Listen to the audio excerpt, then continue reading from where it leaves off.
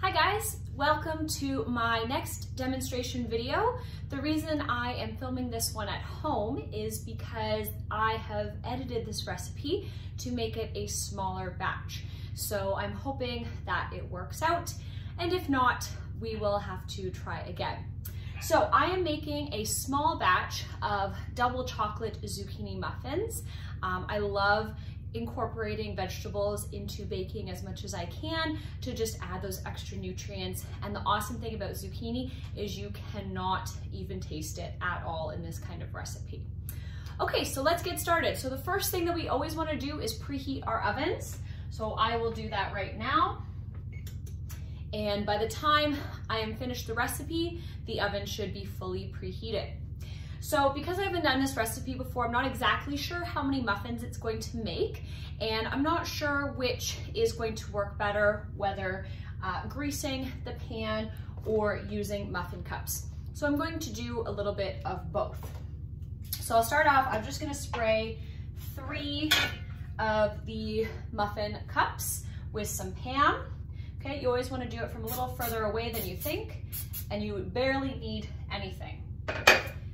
Okay, so I'm gonna do 3 of those, and then about 3 of the paper cups. Nice thing is if the recipe only makes 4 muffins, well then I can just always take out the extra paper cups. Okay, I just need 1 more. Perfect. Okay, the next thing I'm going to do is get started with my dry ingredients. You always want to start with the dry first because those can be set aside while you work on your wet ingredients. So let me check my recipe here. So I got a medium bowl here and a whisk. Okay, it's always great to whisk your dry ingredients to make sure you get out any clumps. And the first thing that I need is 2/3 of a cup of flour.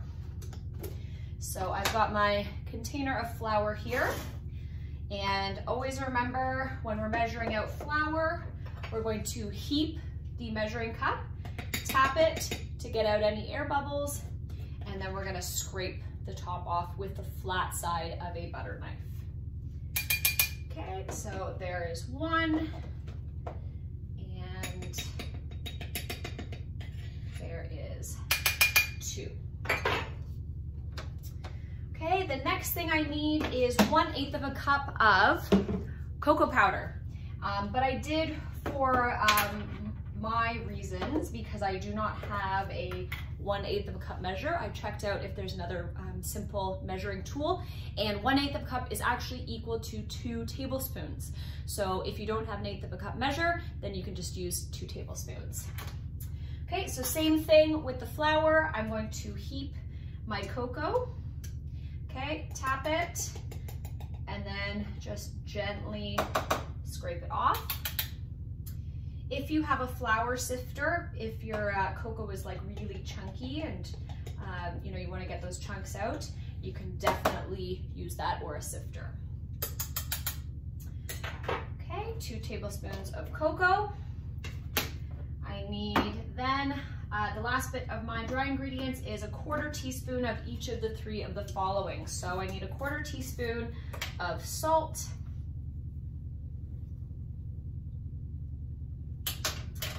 okay, 1/4 teaspoon of baking soda. And the fun thing, if you have one of these baking soda boxes, if you open it up, you'll notice this little flap here. This is used and built into the box so that you have something to scrape the excess with, which is awesome. Okay, so heap it up and then gently scrape that off. And then 1/8 of a teaspoon of cinnamon. I love cinnamon. I put it in my coffee every day, but if you don't love it, you can always leave this out. It just adds that extra little bit of flavor and depth of flavor.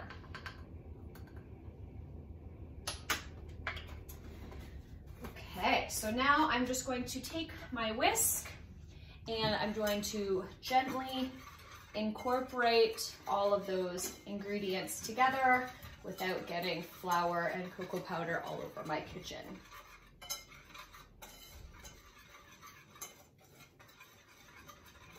And I do see a couple really tiny little chunks of cocoa powder. So if you notice the same, you can always sift it at this stage too.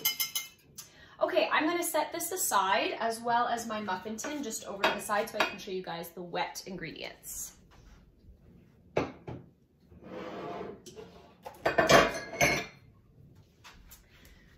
Okay, so now I have another medium-sized bowl and I have a rubber spatula prepared because I will be using that later on.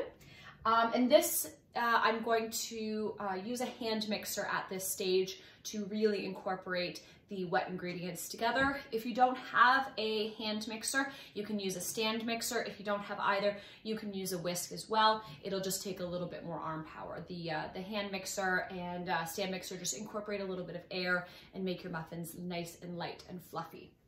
So what I'm gonna do is grab my ingredients. So I need 1/3 cup of white sugar. The other good thing about doing your dry first before your wet is all of your dry measuring cups and measuring spoons don't get wet with items, so you can still use them. Like this just has flour on it, and that's okay to use with sugar. Okay, I might need a little bit more. I'm just grabbing from our coffee sugar here. Okay, and I'm gonna grab a clean knife and just do the same thing. Scrape off the excess.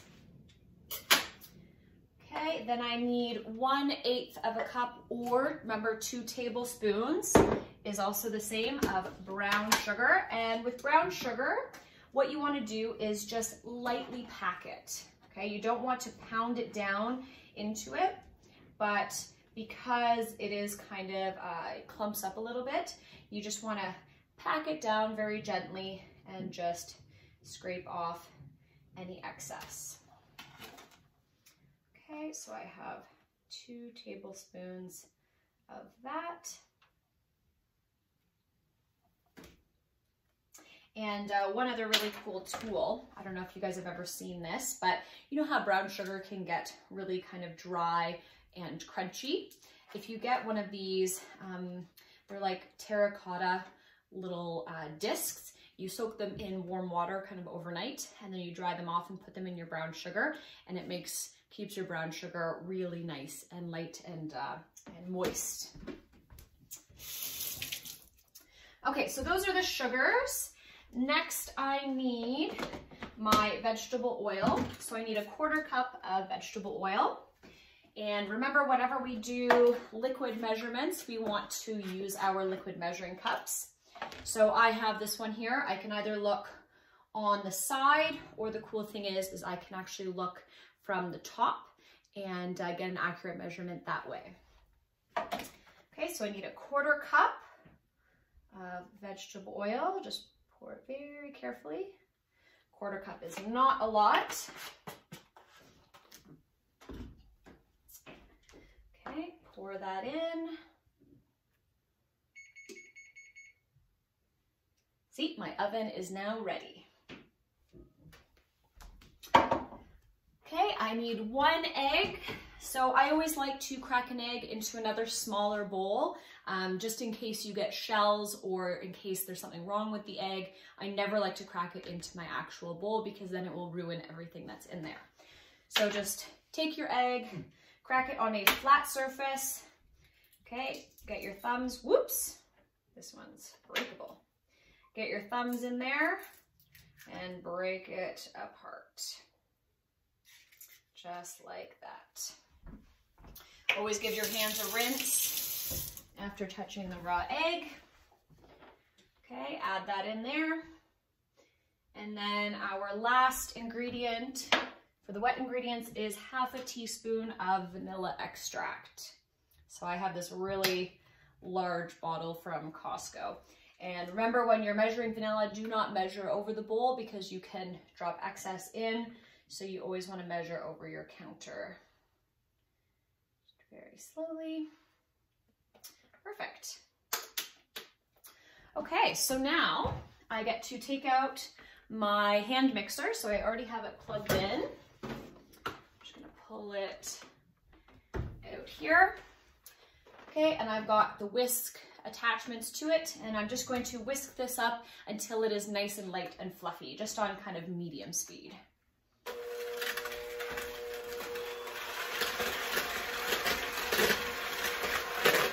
I'll show you what it looks like when it's done.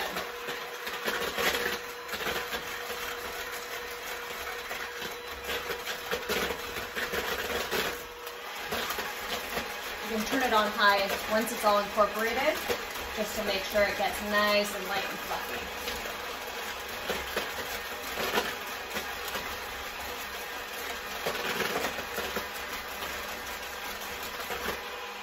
And then when I'm ready to pull it out, I just slightly raise the mixer and let the excess ingredients kind of fly off of the paddles, and then you get everything in your bowl. Okay, so I'm done with the hand mixer, and the last thing that I need to add to this, so I don't know if you guys can see that, it is kind of really nice and light and fluffy. So my last step is to get my zucchini. So I have a plate here, okay, and I'm going to use the largest setting for my zucchini. We don't want, if you try to do it like this, you're just gonna pulverize it with these really small ones. So you wanna grate it on the largest setting. Okay, we only need about a ½ cup, but it's hard to determine how much that's going to be, so I'm just going to grate a half of a zucchini. This is kind of a small one. Okay, make sure not to grate your fingers. And I did give this zucchini a little rinse beforehand, just to get rid of any possible pesticides or bacteria. Okay, and we don't want to grate the little tip of the zucchini, but I'm going to try and get as much as I can around it. Okay, so let's see, that looks like plenty. We need about a ½ cup of this. Just get off the excess. But there's one step you want to do before you put your zucchini in. You always want to squeeze out any extra moisture. So I'm just going to grab my liquid measuring cup here. Okay, and I'm going to take my zucchini into my hands. Okay, try to grab as much as I can. And you're going to squeeze out any extra moisture into like a bowl or over the sink. I don't love to do it over the sink just because you might drop some excess in there and then you can't reuse it because it's in your dirty sink. Okay, my hands are a little covered, but that's okay. But you notice I got a little bit of liquid out of there. We want to get that out so that your muffins are not too liquidy. Okay, so now I need a ½ cup of zucchini. And I think this measures out to be exactly ½ cup. So about a ½ cup, or a small zucchini is about ½ cup grated with the excess moisture squeezed out. Okay, I'm gonna add that to my wet mixture. Rinse off my hands.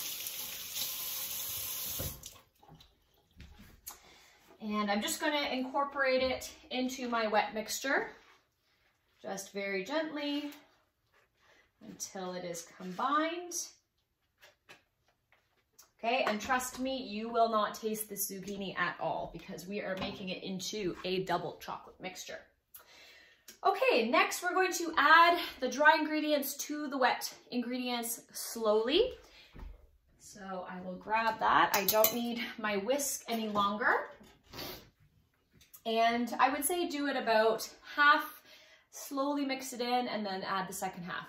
Now with muffins, you want to be very careful not to overmix it. Okay, overmixing your muffin batter will cause it to become like those really little dense hockey pucks. So you want to be very gentle when you're incorporating it and just barely mix it until it's all the flour is mixed in.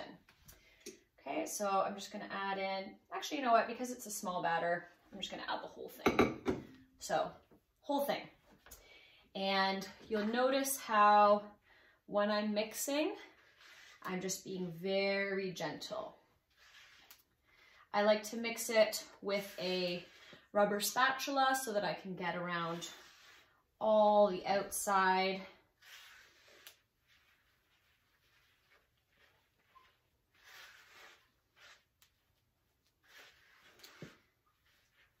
Okay, hoping this is going to be okay. Okay, it's almost mixed. You'll still see some flour. This is where we want to stop and add our chocolate chips.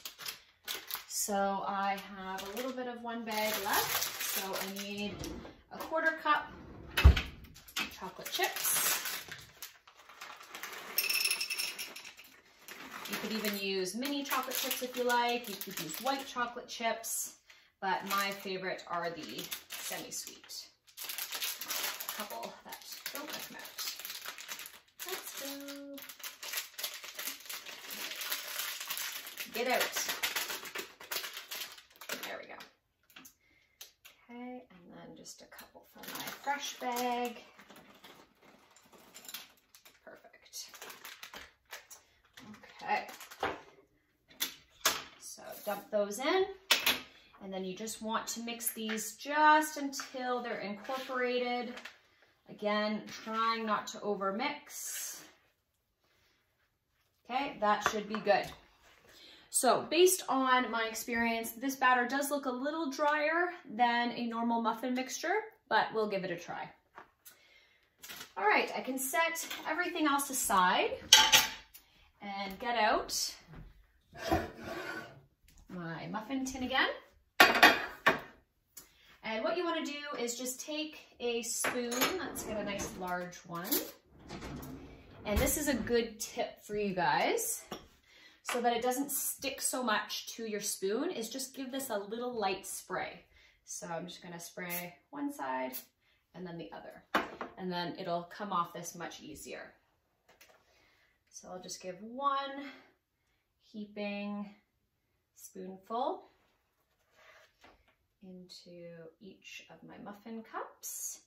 You want them about 2/3 of the way full or so. You can always do them a little bit less if you want more muffins.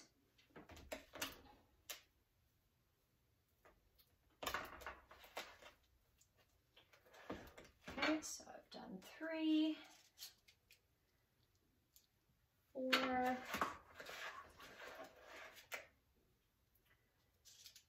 5. So I think this will make 6, which is perfect. More than I thought. Okay, and then I'm just going to use my spatula to get out all the rest of this goodness in this bowl. Scrape it all and get it into that last muffin cup.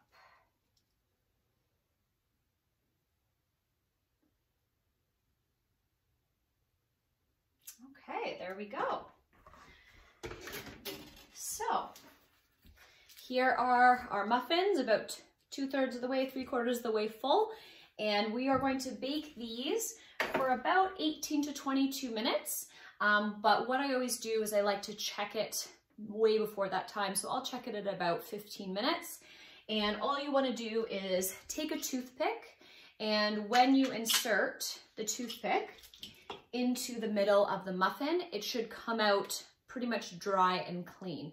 Now these do have chocolate chips in them, so if you get a chocolate chip as you're sticking it in, that might come off on your toothpick, so you can just try another one or another separate section. But that is pretty much how you tell the doneness.